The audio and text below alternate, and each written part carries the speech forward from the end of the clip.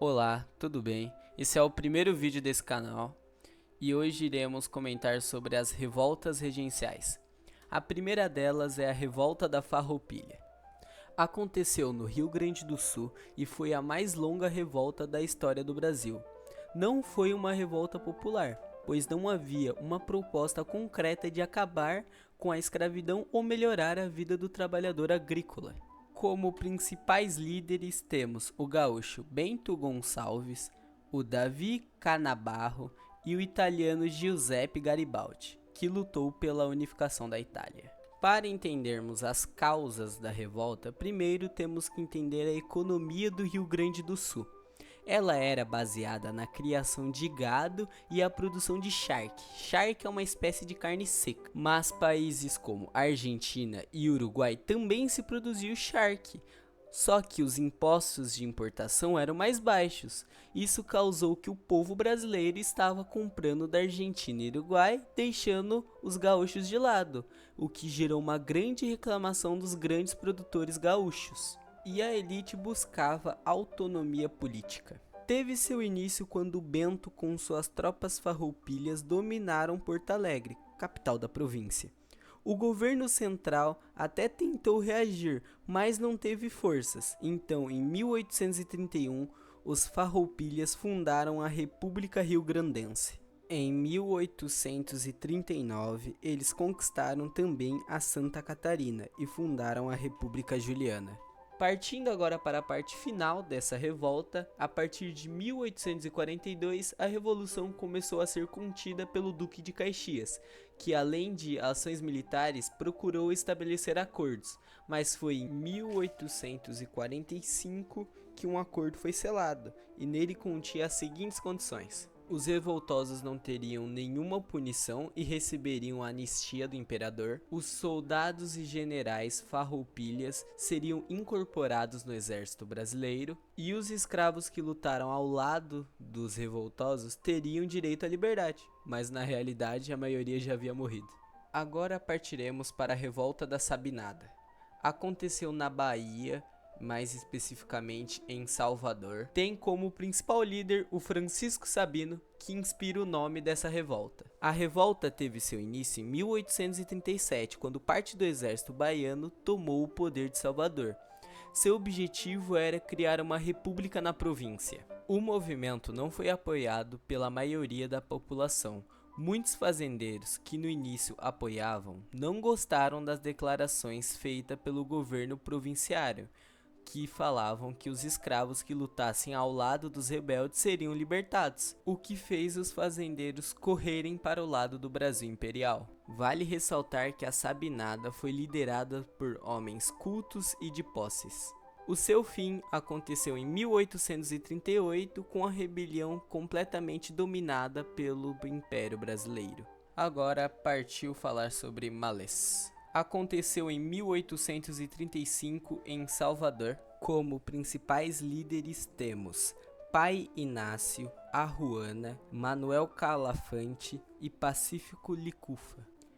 A Revolta de Malês foi um movimento de escravos conhecido como Malês. Malês era o nome dado a africanos muçulmanos que em geral sabiam ler e escrever em árabe. Obviamente, suas causas eram o fim da escravidão. A revolta teve seu início quando os malês conseguiram armas e munições e elaboraram um plano de luta contra os donos de escravos.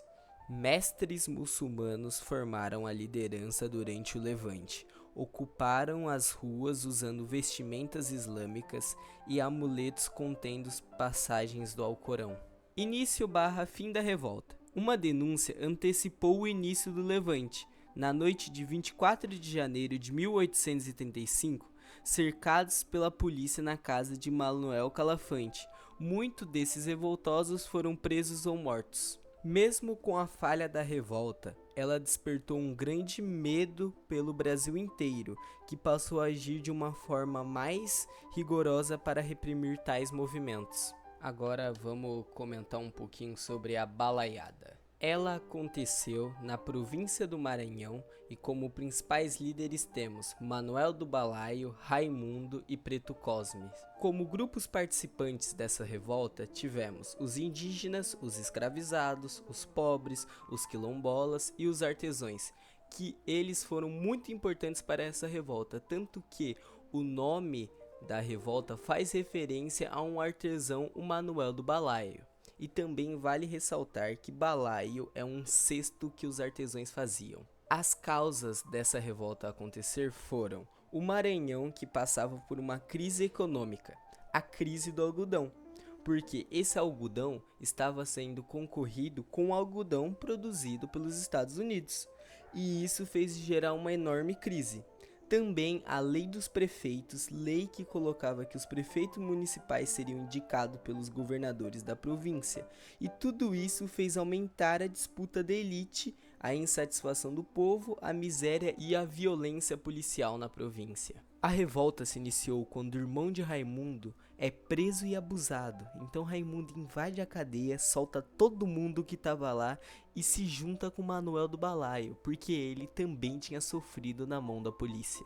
Esse grupo vai para uma vila, a Vila de Caxias, e lá eles receberam a ajuda de 3.000 quilombolas, e a partir daquele momento eles começam a ser liderados por Preto Cosmes. E agora, mais para a parte final, o Império do Brasil envia o Duque de Caxias para a região para tentar conter a revolta, e ele cria a divisão pacificadora, e essa divisão massacra os revoltosos, matando, torturando e prendendo eles. E por fim, agora vamos falar sobre a cabanagem. A revolta da cabanagem aconteceu na antiga província do Grão-Pará e tinha como principais líderes o Eduardo Angelim, o Félix Malcher e os irmãos Vinagre.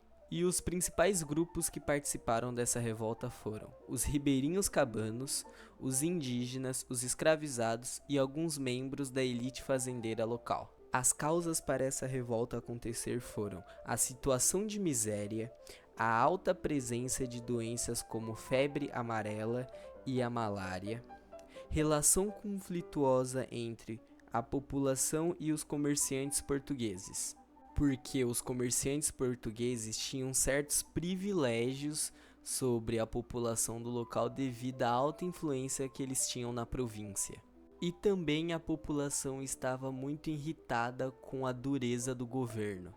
Eu meio que pulei o início dessa revolta porque eu não achei pertinente, na verdade eu não anotei no meu caderno, mas partindo para a parte final, a revolta se acabou quando o exército brasileiro atacou eles brutalmente. E assim acabamos esse vídeo, espero que vocês tenham gostado, que ele seja útil para alguém aí, alguém aleatório, e eu acho que semana que vem eu volto com Era Vargas, talvez.